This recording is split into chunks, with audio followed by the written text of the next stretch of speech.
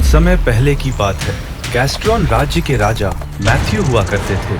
उनके दो पुत्र थे, एस और आर्चर, जो कि काफी वीर और शस्त्र विद्या में निपुण थे। एस की पत्नी का नाम ईवा था, जो बहुत ही सुंदर, गुणवान और बहादुर थी। वह धनुर्विद्या में पारंगत थी। आर्चर की पत्नी का नाम सोफिया था। वो भी बहुत खूबसूरत और अच्छे आचरण की थी। राजकुमार एस को एक पुत्र था जिसका नाम हैरी था। सभी उसे बहुत प्यार करते थे। बचपन से ही हैरी को दोनों राजकुमार एस और आर्चर तलवारबाजी और तीरंदाजी की शिक्षा देते थे। धीरे धीरे समय बीतता है और हैरी 15 साल का हो जाता है। एक दिन एस और ईवा अपने कमरे में बैठे रहते हैं तो एस को शिकार पर जाने की इच्छा होती है। ईवा, मैं काफी दिनों से शिकार के लिए जंगल नहीं गया और मुझे शिकार पर जाने की बहुत इच्छा हो रही है। मैं कल सुबह ही शिकार के लिए जंगल की तरफ निकलूंगा।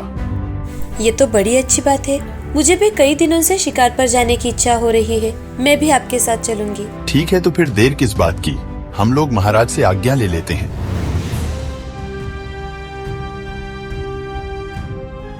आओ बच्चों, सब कुछ अच्छा तो है ना?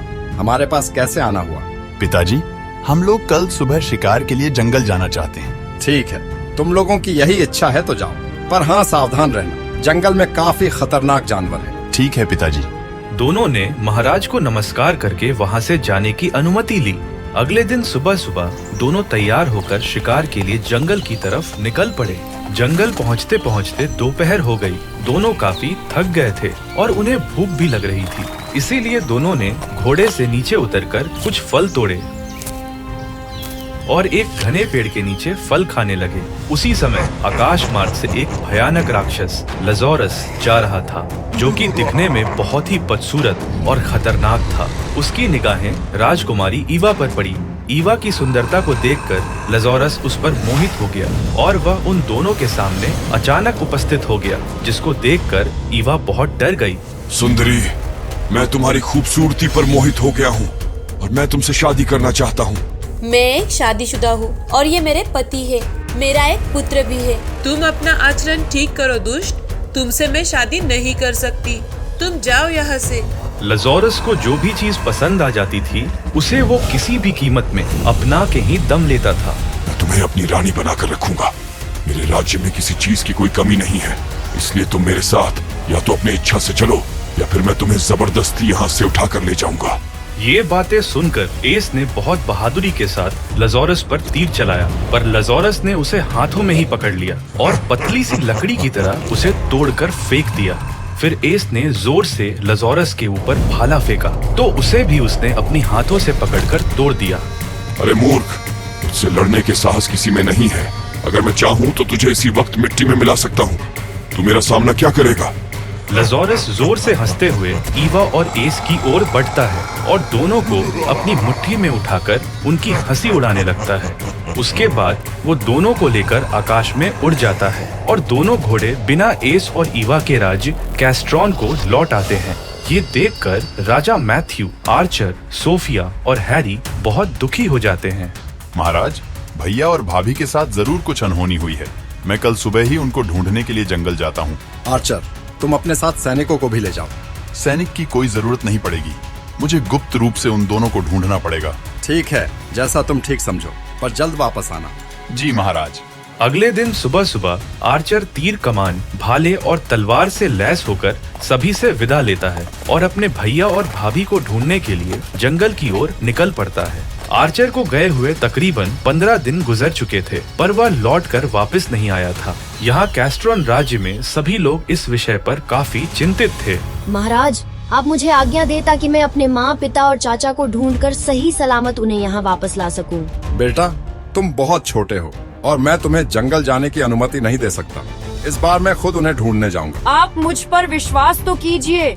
मुझे पिताजी और चाचा जी ने सभी अस्त्र शस्त्र चलाने की विद्या में पारंगत कर दिया है। मैं सभी को ढूंढ के ले आऊंगा। आप लोग मुझ पर एक बार विश्वास करके तो देखिए। योद्धा वो नहीं जो हमेशा जीते, योद्धा तो वो है जो हर परिस्थिति में लड़े।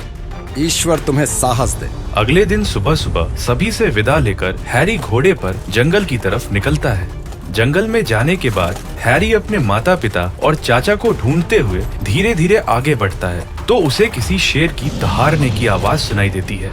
हैरी चौकन्ना हो जाता है और अपने कमान पर तीर चढ़ाकर उस आवाज की दिशा में बढ़ने लगता है। आगे उसे एक शेर दिखाई देता है जिसके एक पाँव में बड़ा सा कांटा चुभा था और वो दर्द से कराह रहा था। शेर हैरी की तरफ बहुत ही करुणा भाव से मदद के लिए देखने लगता है। मुझे इस शेर की मदद करनी चाहिए, पर कांटा निकालने के बाद तो ये मुझे ही खा जाएगा। भाई मेरी मदद करो, मैं कई दिनों से दर्द से कराह रहा हूँ।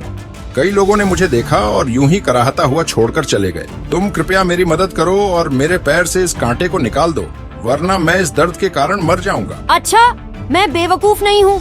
जैसे ही मैं तुम्हारे पैर से कांटे को निकालूंगा वैसे ही तुम मुझे खा जाओगे, इसलिए मैं तुम पर विश्वास नहीं कर सकता हूँ। अरे भाई, मैं इतना बड़ा एहसान फरामोश नहीं हूँ कि अपने मदद करने वाले को ही खा जाऊँ। कृपया तुम मुझ पर विश्वास करके मेरा कांटा निकाल दो। तुम्हारी बातों पर भरोसा करके मैं तुम्हारा कांटा निकाल देता हूँ। किसी भी मुसीबत में पड़े की सहायता करना ही धर्म है, वैसे तो विश्वास में ही विष है।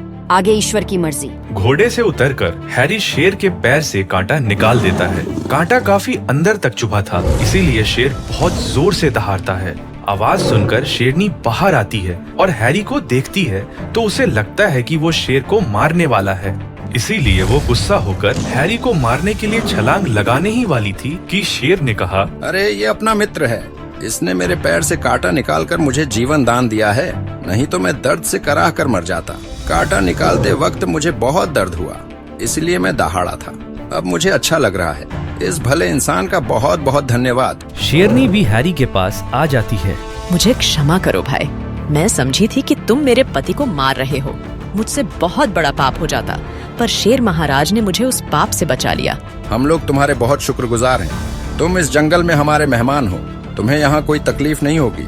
तुम यहाँ जितना दिन रहना चाहते हो रहो। बिल्कुल, पर मुझे अभी तुरंत यहाँ से निकलना होगा। मैं किसी उद्देश्य से यहाँ आया हूँ। ठीक है, तुम जाओ, पर तुम्हारा उपकार मैं हमेशा याद रखूंगा। अगर तुम्हें कभी भी मेरी आवश्यकता पड़े तो तुम मुझे याद करना, मैं तुम्हारे लिए जान भी दे सकता हूँ। इसके बाद हैरी वहाँ से आगे बढ़ता है। धीरे धीरे शाम होने लगती है तो उसे एक कुटिया दिखाई देती है। हैरी को बहुत आश्चर्य होता है कि जंगल के बीचों बीच ये किसकी कुटिया हो सकती है। वह उसमें प्रवेश करता है तो देखता है कि एक बहुत ही कमजोर और बूढ़ा आदमी खाट पर लेटा खांस रहा था। उसके बाल और दाढ़ी बढ़े हुए थे।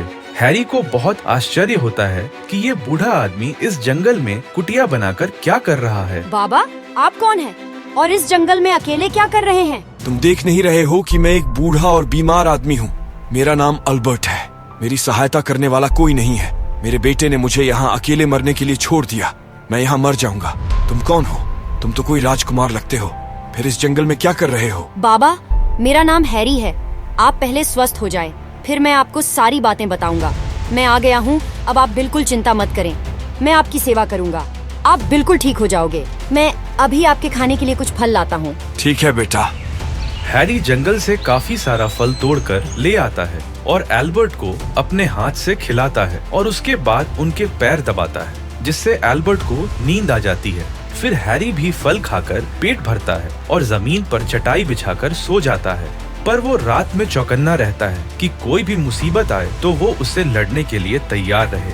हैरी की सेवा से एल्बर्ट की तबीयत काफी अच्छी हो जाती है और दोनों का विश्वास एक दूसरे पे जम जाता है।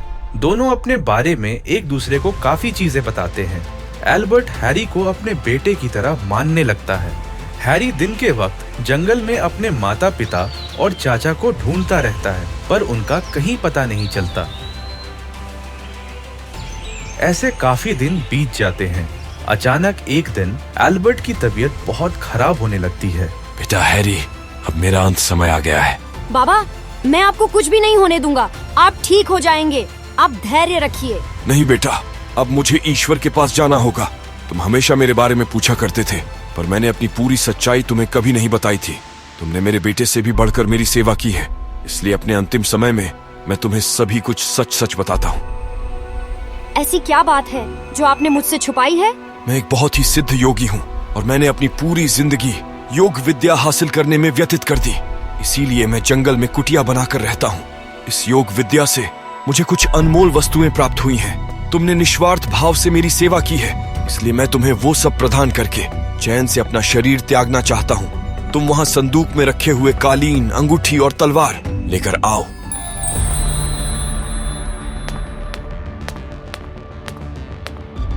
ये सभी चमत्कारी सामान है। इस कालीन पर बैठकर तुम इसे जहां जाने के लिए बोलोगे, ये तुम्हें वहां ले जाएगी। इस कालीन को तुम अपनी आवश्यकता के अनुसार कितना भी छोटा या बड़ा कर सकते हो। इस अंगूठी की विशेषता है कि जो भी व्यक्ति इसे अपनी बीच वाली अंगुली में पहन लेगा वो अदृश्य हो जाएगा, पर वो व्यक्ति सबको देख पाएगा। ये तलवार बहुत ही चमत्कारी और धारदार है। इसमें इतनी शक्ति है कि ये बड़े बड़े पेड़ या चट्टान को एक बार में ही काट कर गिरा सकता है। अब ये तीनों तुम्हारे हुए, तुम इनका सही से इस्तेमाल करना।